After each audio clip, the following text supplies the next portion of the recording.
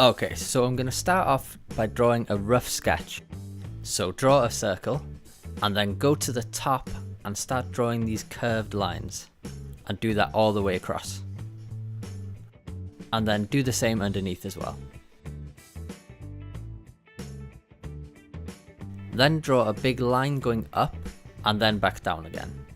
And then because the hat is flopping down, you need to go on the inside and add some creases like this. Then another line going down. And then at the end, you can either put a circle or use curved lines again, like this. Okay, so now I'm going to go over this with a darker pen.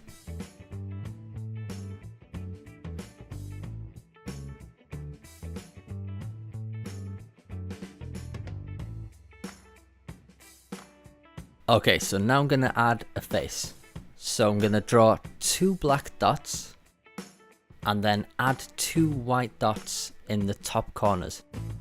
And then I'm just going to draw a little smile underneath.